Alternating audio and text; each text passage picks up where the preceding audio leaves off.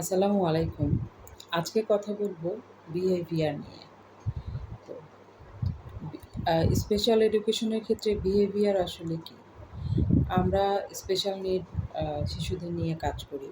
তো সেক্ষেত্রে হচ্ছে শিশুর যে বিহেভিয়ারটাকে আমরা ফোকাস করি বেসিক্যালি সেটা হচ্ছে সেই বিহেভিয়ারটা যেই বিহেভিয়ারটা হচ্ছে শিশুর লার্নিং এবং শিশুর হচ্ছে ফিউচার যেই আ মানে প্ল্যানিং শিশুর এই জিনিসগুলোকে হচ্ছে পিছনে নিয়ে আসে। তো বিহেভিয়ারের ক্ষেত্রে আজকে যেই বিহেভিয়ারটার কথা বলবো সেটা হচ্ছে ডিসরাপটিভ বিহেভিয়ার। ডিসরাপটিভ বিহেভিয়ার কোনটাকে বলছি? যেটা হচ্ছে সোশ্যালি আনএক্সপেক্টেড, হ্যাঁ? Socially or socially আনএক্সেপ্টেড।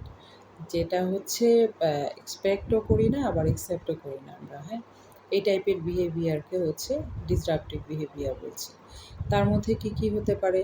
যেমন হতে পারে যে যেকোনো জায়গায় গিয়ে অনেক বেশি মানে কী বলবো? অস্থির হয়ে অনেক বেশি মুভমেন্ট করছে, হ্যান্ড ফ্ল্যাপ করছে, হ্যাঁ?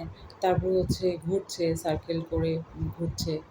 তারপরে হচ্ছে জেদ করে শুয়ে যাচ্ছে, অনেক বেশি দৌড়াদৌড়ি করছে, ধাক্কা দিচ্ছে। তো এই যে বিহেভিয়ারগুলো, এগুলোকে কী বলছি? এগুলোকে জেদ করা, এগ্রেসিভ আচরণ করা, তারপরে হিট করা কাউকে, এই জিনিসগুলোকে কী বলছি? Disruptive behaviour.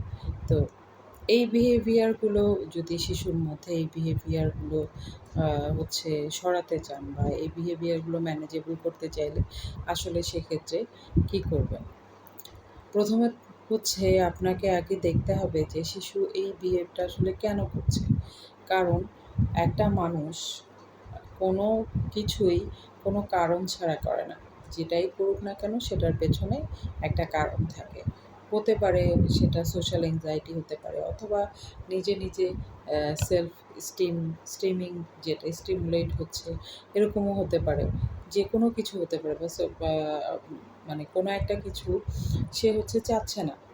সে অনেক বেশি সে ওটা করতে চাচ্ছে না কিন্তু বোঝাতে পারছে না। তখনও এই বিহেভগুলো করতে পারে। আমরা নরমালি আমরা হচ্ছে যারা আমরা সাধারণ মানুষরা আমরা কী করি? আমরা হচ্ছে কানে শুনতে পাই, পাশাপাশি আমরা হচ্ছে কথা বলতেও পারি।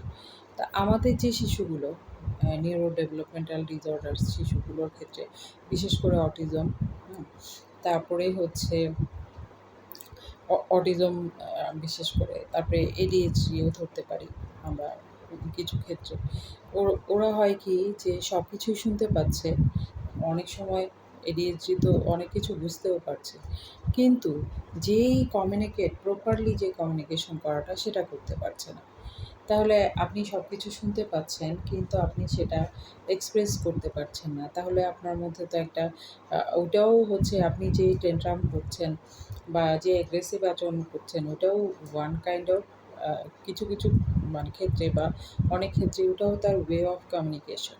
কারণ আপনি তাকে শিখিয়ে দেননি যে কীভাবে কমিউনিকেট করতে হবে, কীভাবে রিকোয়েস্ট করতে হবে, তার পছন্দের জিনিস কীভাবে চাইতে হবে বা হচ্ছে রিকোয়েস্ট কীভাবে করতে হবে।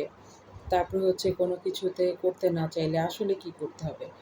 এই জিনিসগুলো তো তাকে শেখানো হয়নি। কমিউনিকেশনে একটা বিশাল একটা গ্যাপ রয়ে গেছে।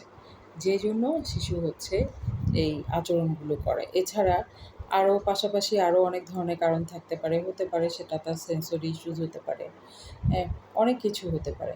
তো সেইজন্য যেই বিহেভটা আপনার শিশু করছে যেটা ডিসরাপটিভের ক্ষেত্রে হিটিং হোক, সেটা চিমটি পিঞ্চ করছে সেটাও হোক বা সেলফ হিট করছে, এইটা হচ্ছে কখন করছে আপনাকে আগে দেখতে হবে কখন করছে এবং কেন করছে। এই কারণটা যখন খুঁজতে যাবেন তখনই হচ্ছে আপনি এটার ম্যানেজমেন্ট কীভাবে এটা থেকে এই সলিউশনটা আপনি বের করবেন, কীভাবে এটা থেকে বের হওয়ার উপায়টা হচ্ছে খুঁজে পাবেন। তো যেকোনো একটা মানুষ যেই মূল কথা যেটা একটা মানুষ যাই করে না কেন সেটাই হচ্ছে তার আচরণ। শুধুমাত্র মৃত মানুষ কোনো ধরনের আচরণ শো করে না। জীবিত অবস্থায় মানুষ যাই করে থাকুক সেটাই হচ্ছে তার বিহেভিয়ার।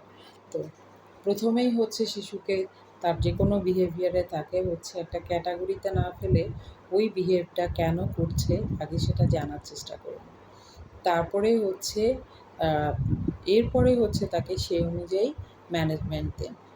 তো আজকে এই পর্যন্তই। পরবর্তী সময়ে বিহেভিয়ার নিয়ে আরও অনেক ভিডিও করব এবং স্পেসিফিকভাবে বলবো।